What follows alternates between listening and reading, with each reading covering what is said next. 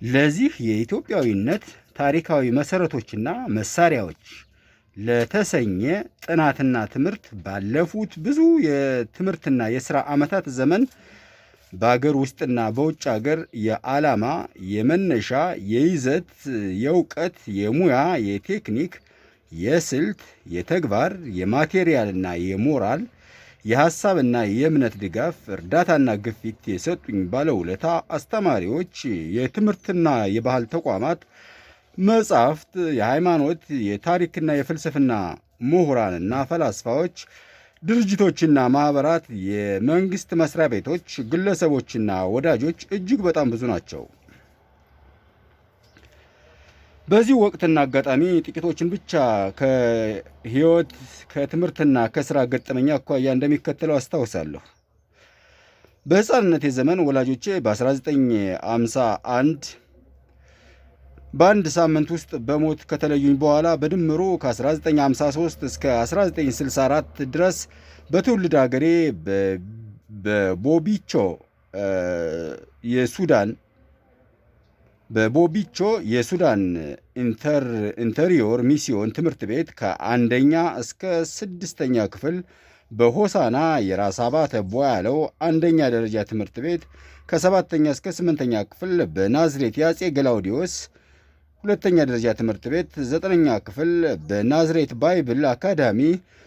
ከ10ኛ እስከ 12ኛ ክፍል ብዙ ሚስዮናውያንና የኢትዮጵያ አስተማሪዎች በነፃ ያስተማሩኝ ከአንደኛ እስከ የሁለተኛ ደረጃ ትምህርት ጠንካራ የሕይወት የእምነትና የእውቀት መነሻ መሠረትና መሣሪያ ሆኖኛል። ከ1960 እስከ 1966 ድረስ በትምህርትና በሥራ ምክንያቶች በናዝሬት ከተማና በአካባቢው በነበርኩበት ዘመን ለወንጂ ሸዋ ስኳር ፋብሪካ ሠራተኞች አንድ ወንጌላዊ ቤተ ክርስቲያንና የግል ትምህርት ቤት አቋቁሜ በአስተዳዳሪነትና በአስተማሪነት ለ6 ዓመታት ኅብረተሰቡን አገልግያለሁ። ከ1953 እስከ 1966 ድረስ በትምህርትና በሥራ ምክንያቶች በቦቢቾ በሆሳናና በወንጂ ሸዋ በነበርኩበት ዘመን በኢትዮጵያ ሐውርታዊ የብዙ ሕዝቦች ቋንቋዎች፣ ሃይማኖቶችና ባህሎች አገርና ኅብረተሰብ የነበረውን የመሬት፣ የብሔረሰብ፣ የቋንቋ፣ የሃይማኖት፣ የባህል፣ የፍትሕ፣ የሥርዓት፣ የትምህርት፣ የመደብ፣ የአስተዳደር፣ የፖለቲካ፣ የአርሶ አደርና የሠራተኛ ችግር፣ ብዝበዛና ጭቆና በሕይወትና ልምድ ከመስኩና ከመድረኩ ለማየትና ለማወቅ ችያለሁ። ይህም የሕይወት ገጠመኝ የኢትዮጵያ ጥናታዊና በሐውርታዊ የብዙ ሕዝቦች ኅብረተሰብና መንግሥት ታሪክ ከስር መሠረቱ እንዳጠና ወሳኝ መነሻና መሣሪያ ሆኖኛል። ከ1966 እስከ 1974 ድረስ በአሜሪካ አገር በቨርጂኒያ ስትሬት ሜኖናይት ዩኒቨርሲቲ እና በዋሽንግተን ዲሲ ከተማ በሃዋርድ ዩኒቨርሲቲ በሃይማኖት፣ በፍልስፍናና በታሪክ መስኮችና ትምህርቶች የባችለርስ፣ የማስቴርስና የፒኤችዲ ዲግሪዎችን አገኘሁ። በሃርቫርድ ዩኒቨርሲቲ በከፍተኛ የትምህርት ውጤትና የውድድር ሚዛን የፎርድ ፋውንዴሽን ፌሎሺፕ ሽልማት በማሸነፍ በፒኤችዲ ዲግሪ ጥናት ምርምርና ሥራ ግራጁዌት ፌሎው ተማሪ ነበርኩ። በፒኤችዲ ዲግሪ ጥናትና ዲዘርቴሽን የኢትዮጵያ የዘመኑ ሁለት ብሔራዊ የሕዝብ የአገርና የሥርዓት ችግሮች፣ በደቡብ ተዛማች የመሬት፣ የብሔረሰብ፣ የጎሳ፣ የቋንቋ፣ የባህል፣ የሃይማኖትና የስልጣን ችግር፣ በሰሜን ደግሞ የኤርትራ የፖለቲካ ችግር እንደሆኑ በዩኒቨርሲቲ ጥናትና በህትመት ሥራ በግልጽና በይፋ አረጋግጫለሁ።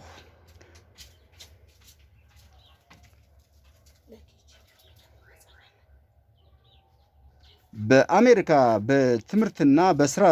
ምክንያቶች ከ1966 እስከ 1976 ድረስ በቆየሁበት ዘመን የአገሪቱን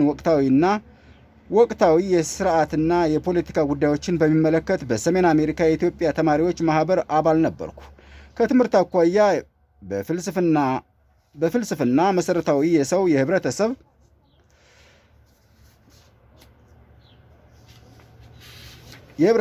የተፈጥሮ የህይወት የእውቀት የንብረት የህግ የሃይማኖት የኤቲክስ፣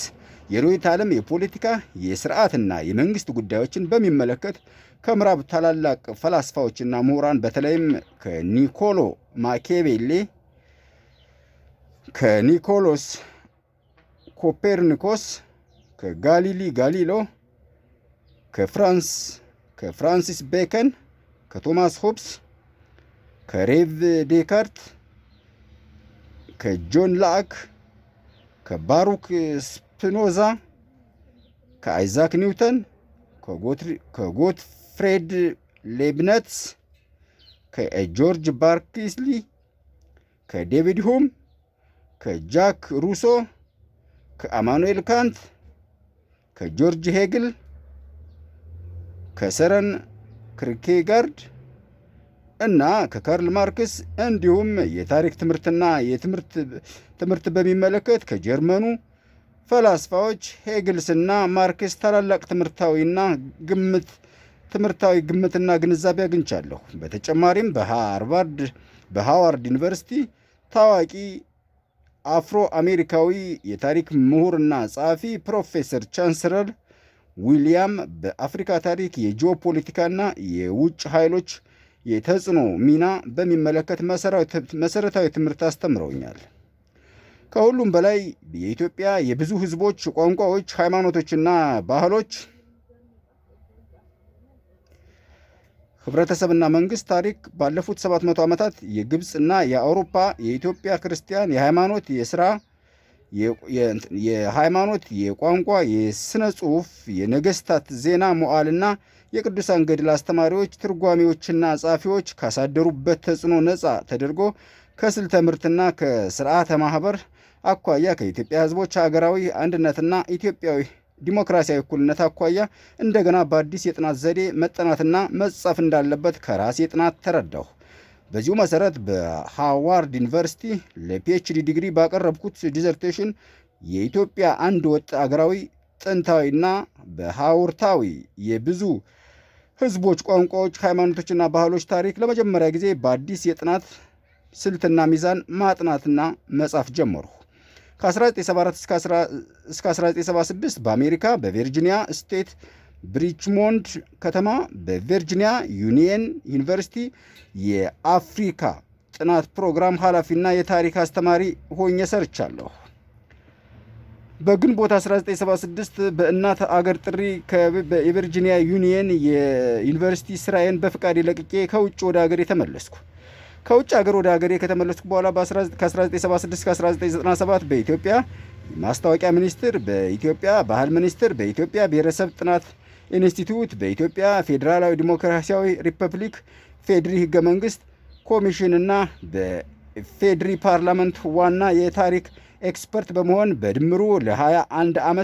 ዓመታት በዚሁ የኢትዮጵያዊነት ታሪካዊ መሠረቶችና መሳሪያዎች ጥናት በስፋትና በዝርዝር የቀረበውን የራሴን የኢትዮጵያ አገራዊ ጥንታዊ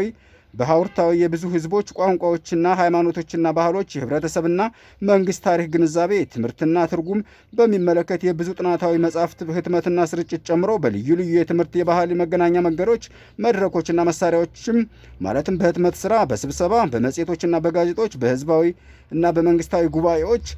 በብሔራዊ አትላስ፣ በሬዲዮና በቴሌቪዥን ሚዲያ በጣም ብዙ የጥናታዊ ጽሑፎችንና ንግግሮችን ለህብረተሰቡ በህዝባዊ የሀገር ቋንቋና ባህል አቅርቤያለሁ። በዚህ ረገድና ተግባር በኢትዮጵያ የመጀመሪያ ብሔራዊ አትላስ ናሽናል አትላስ ኦፍ ኢትዮጵያ በኢትዮጵያ የካርታ ስራ ኤጀንሲ ለመጀመሪያ ጊዜ በሳይንሳዊ ቴክኒክና አሰራር የተዘጋጀው በ1988 ነው። ኤጀንሲው ለአትላሱ የታሪክ ክፍል የሚያስፈልገውን የኢትዮጵያ የጥንት፣ የመካከለኛውና የዘመናዊ ታሪክ ላይ ከተስማሚ ካርታዎች ጋር የተዘጋጁ ጥናታዊ የሽልማት ጽሑፎችን ለምርጫ የሚያቀርቡ የታሪክ ምሁራንና ወዳድሮ ለመምረጥ በጋዜጣ ዓለም አቀፋዊ ማስታወቂያ ወጣ። ከተወዳዳሪ የውጭና የአገር ውስጥ ምሁራን ለምርጫ ከቀረቡት የታሪክ ጽሑፎችና ካርታዎች በኤጀንሲው ተመርጦ በስሜ ለአትላሱ አገልግሎት የዋለው በኢትዮጵያ ብሔረሰቦች ጥናት ኢንስቲትዩት በአገሪቱ የጥንት የመካከለኛውና የዘመናዊ ታሪክ ላይ ከ9 ካርታዎች ጋር አዘጋጅቼ ያቀረብኩት የኢትዮጵያ ረጅም ጥናታዊና በሐውርታዊ የብዙ ሕዝቦች ቋንቋዎች፣ ሃይማኖቶችና ባህሎች የ5000 ዓመታት ታሪክ ጥናትና ትምህርት ነው። በተጨማሪም የአትላሱ የታሪክ ጥናት ከ9ኙ ካርታዎች ጋር በ1988 ኢትዮጵያ ኤክራድል ኦፍ ሂስትሪ በሚል ርዕስ በልዩ እትም በኢትዮጵያ የማስታወቂያ ሚኒስቴር በብዙ ሺህ ኮፒዎች በሀገርና በዓለም አቀፍ ደረጃ ተሰራጨ። እንዲሁም በ1989 ኢትዮጵያ የታሪክ መነሻ በሚል ርዕስና የአማርኛ ትርጉም በኢትዮጵያ የትምህርት ሚኒስቴር በ40 ሺህ ኮፒዎች ታትሞ በሀገሪቱ የትምህርት ቤቶች የተማሪዎች ማስተማሪያና መጽሐፍ እንዲሆን ተሰራጭቷል። በዚህ መጽሐፍ ተደጋግሞ የሚጠቀሰው የኢትዮጵያ ብሔረሰቦች ጥናት ኢንስቲትዩት ኢቢቲኢ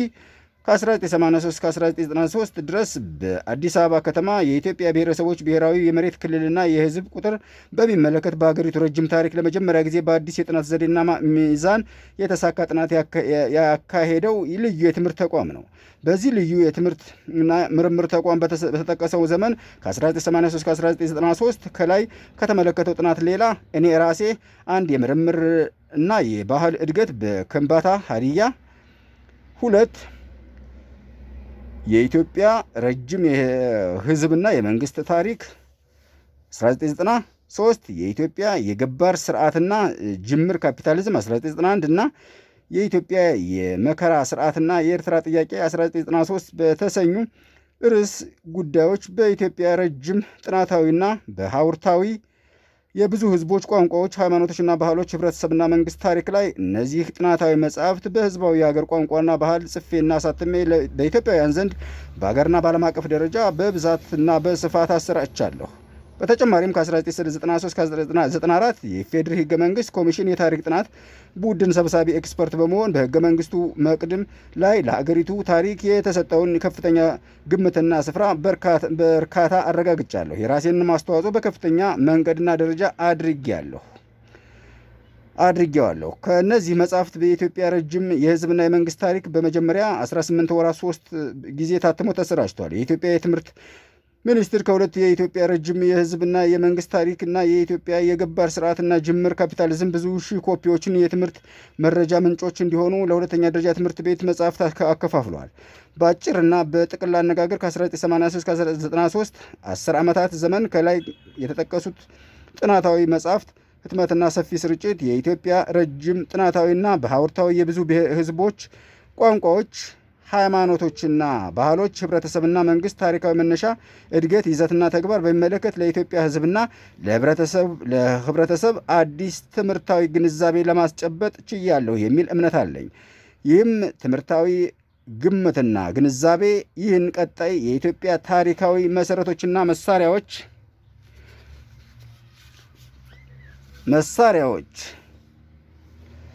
ማለትም የኢትዮጵያና የኢትዮጵያውያን የመነሻና የማንነት ማብራሪያ ጥናት እንዳካሄድ የመንፈስ ግዴታ ብርታትና ትጋት ሰጥቶኛል። በእነዚህ ጥናቶች ብሎም በመጽሐፉ ይዘትና ግኝት በስፋትና በዝርዝር እንደተገለጸው ባለፉት 500 ዓመታት ዘመኑ ውስጥ የግብፅና የአውሮፓ ክርስቲያን የሃይማኖትና የቋንቋ አስተማሪዎች ከሀገሪቱ ተከታዮቻቸው ጋር በኢትዮጵያ ጥናታዊና በሐውርታዊ የብዙ ህዝቦች ቋንቋዎች፣ ባህሎችና ሃይማኖቶች ብሔረሰብና ታሪክ ላይ እስከ 1974 የኢትዮጵያ ህዝባዊ አብዮት ድረስ ለረጅም ዘመን በፈጠሩ የይዘት፣ የቅርጽ፣ የስልትና የትርጉም ግድፈቶች የኢትዮጵያ የህዝብና የመንግስት ታሪክ በትክክል ከስልተ ትምህርትና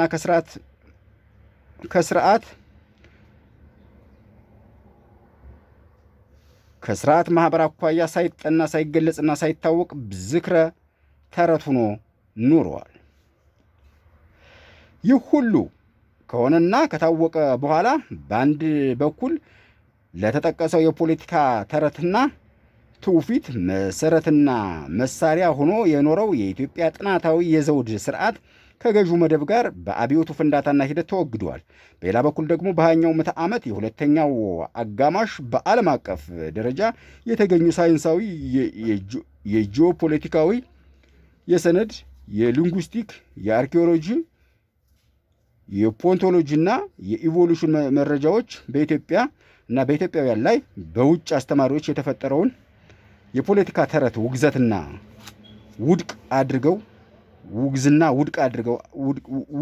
ውድቅ አድርገውታል። በመሆኑም ዛሬ በድህረ አብዮትና በዘመነ ሪፐብሊክ በኢትዮጵያ በአንድ በኩል በአገሪቱ የብዙ ህዝቦች፣ ቋንቋዎች፣ ባህሎች፣ ሃይማኖቶችና ህብረተሰብና ታሪክ ላይ በውጭ ሀገር ከአስተማሪዎች ትምህርት የተፈጠረውን ግድፈት በባህላዊ ትምህርትና አብዮት ለማስወገድ፣ በሌላ በኩል ደግሞ የኢትዮጵያን ረጅም የህዝብና የመንግስት ታሪክ በሳይንሳዊ ስልተ ጥናትና ትርጉም እንደገና ለማጥናትና ለመጻፍ በሙያውና በመስኩ በተሰማሩ የአገሪቱ ምሁራን ፊት የማይታጠፍና የማይታለፍ ትውልዳዊ ግዴታና ኃላፊነት ተደቅኗል። ባጭሩ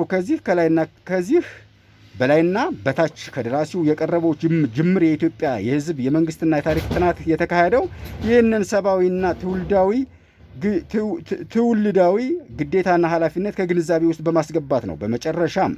በምንም ስፍራና ጊዜ ማንም ግለሰብ በደራሲው ጅምር የኢትዮጵያ ታሪክ ጥናት ላይ ሊኖር የሚችለውን የመረጃ፣ የስልት፣ የግንዛቤ፣ የትርጉም ግድፈት